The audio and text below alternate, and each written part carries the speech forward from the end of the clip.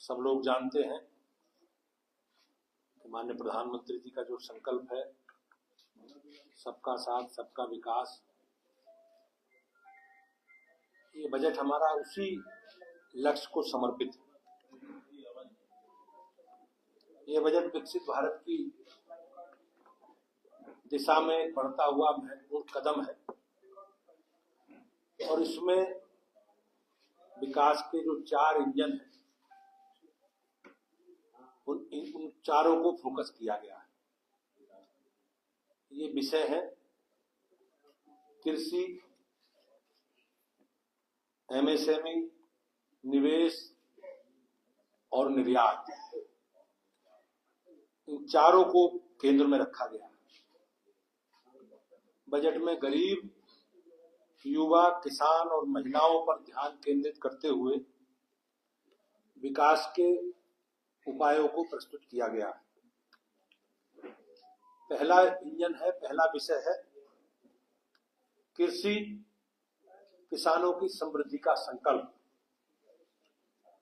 देश के अन्नदाता किसानों की समृद्धि के लिए भारत का विकास कहीं ना कहीं किसान के विकास के बगैर अधूरा है। इसी उद्देश्य से माननीय प्रधानमंत्री जी ने धन धान्य कृषि योजना प्रारंभ की है। इसमें 100 जिलों में 1.7 करोड़ किसान इस योजना से लाभान्वित होंगे। किसान क्रेडिट कार्ड केसीसी की जो सीमा ऋण की अब तक 3 लाख थी, इस बार बढ़ाकर 5 लाख कर दी गई। आप सब लोग जानते हैं कि किस प्रकार से किसान सूदखोरों के, बिचौलियों के चुंगल में फंसा रहता था, लेकिन हमारी सरकार ने किसान क्रेडिट कार्ड की व्यवस्था के तहत किसानों को बहुत न्यूनतम ब्याज दर पर ये सुविधा उपलब्ध कराई है। पहले इसकी लिमिट 3 लाख थी, अब ये लिमिट बढ़कर 5 लाख हुई। उच्च उपज बीज मिशन, कपास उत्पादकता मिशन और मखाना बोर्ड जैसी योजनाओं से किसानों को बेहतर बाजार मूल्य मिलेगा। इसके लिए भी सरकार ने योजना बनाई। दूसरा इंजन है एमएसएमई। इसमें छोटे उद्योग में बड़ा बदलाव देखने मिलेगा।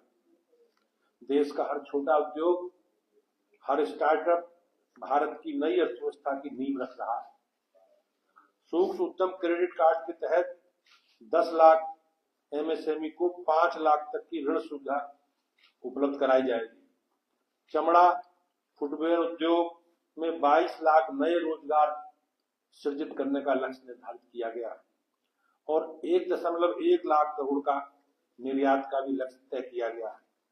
खिलौना उद्योग में मेड इन इंडिया ब्रांड को वैश्विक स्तर पर पहचान मिलेगी। बिहार में राष्ट्रीय खाद्य प्रौद्योगिक संस्थान की स्थापना से खाद्य प्रसंस्करण उद्योग को बढ़ावा मिलेगा। स्टार्टअप के लिए 10,000 करोड़ का अतिरिक्त योगदान दिया जाएगा ताकि नवाचार और उद्यमता को बढ़ावा मिल सके। तीसरा इंजन है भारत, आत्मनिर्भर भारत की दिशा में एक बड़ा कदम। बजट 2025-26 को भारत को आर्थिक शक्ति बनाने के लिए निवेश बढ़ाने पर जोर दिया गया है। शहरी चुनौती निधि 1 लाख करोड़ का आवंटन इसमें किया गया है, जिसमें शहरी को विकास का केंद्र बनाया जाएगा। जल जीवन मिशन के तहत अब तक 15 करोड़ परिवारों तक स्वच्छ पेयजल पहुंचाने का काम सरकार ने किया है और इसी मिशन की अवधि 2028 तक बढ़ा दी गई। समुद्री विकास निधि में 25,000 करोड़ रुपए की योजना, जिससे भारत में बंदरगाहों और जहाज उद्योग को निश्चित रूप से बढ़ावा मिलेगा। आईआईटी और आईआईएससी में 10.00 नई रिसर्च फेलोशिप दी जाएगी। 200 डे केयर सेंटर खोले जाएंगे, जिसमें हर जिले में सस्ता और सुगम इलाज मिल सके।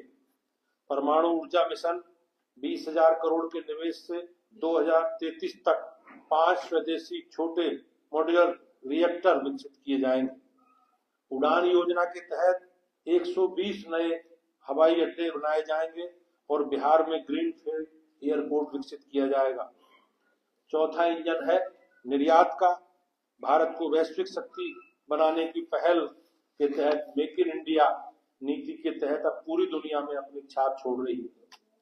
निर्यात संवर्धन मिशन भारत को निर्यात का हब बनाने के लिए एक नई पहल है।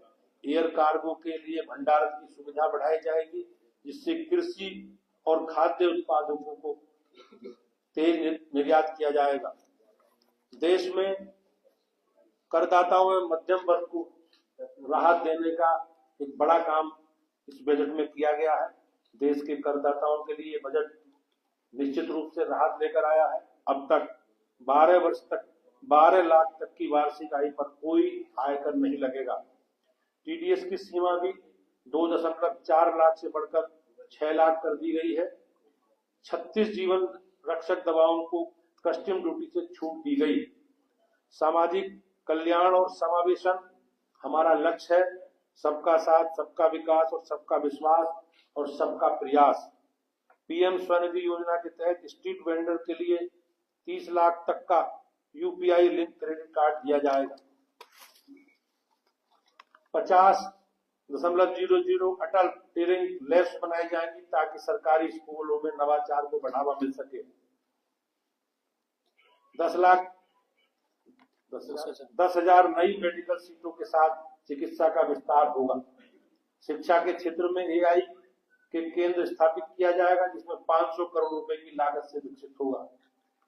साथियों, ये बजट सिर्फ आंकड़ों का बजट नहीं है, ये आत्मनिर्भर भारत का माननीय प्रधानमंत्री जी का संकल्प है। ये हर किसान, हर युवा, हर युद्ध में हर नागरिक की आकांक्षाओं को पूरा करने वाला बजट है। और निश्चित रूप से माननीय प्रधानमंत्री जी के नेतृत्व में जो हम सबका सपना है विकसित भारत का, एक ऐसा भारत जहां सबके पास समान अवसर हो, हर उद्योग को बढ़ावा मिले और हर व्यक्ति को आत्मनिर्भर बनने का अवसर मिल सके, इसका प्रयास माननीय प्रधानमंत्री जी कर रहे हैं। आइए हम सब लोग मिलकर अपने इस विकास यात्रा का हिस्सा बने और भारत के निर्माण में अपना योगदान दें। भाइयों बहनों, जिस प्रकार से अभी उत्तर प्रदेश की सरकार ने भी अपना 25-26 का बजट विधानसभा में प्रस्तुत किया है, उसमें जो बिंदु आए हैं उनकी चर्चा में आप निश्चित रूप से आप सबके भी करूंगा। माननीय प्रधानमंत्री जी, माननीय मुख्यमंत्री योगी आदित्यनाथ जी के नेतृत्व में उत्तर प्रदेश $1 ट्रिलियन की अर्थव्यवस्था बनने का जो लक्ष्य निर्धारित किया गया था, इसी क्रम में अब तक का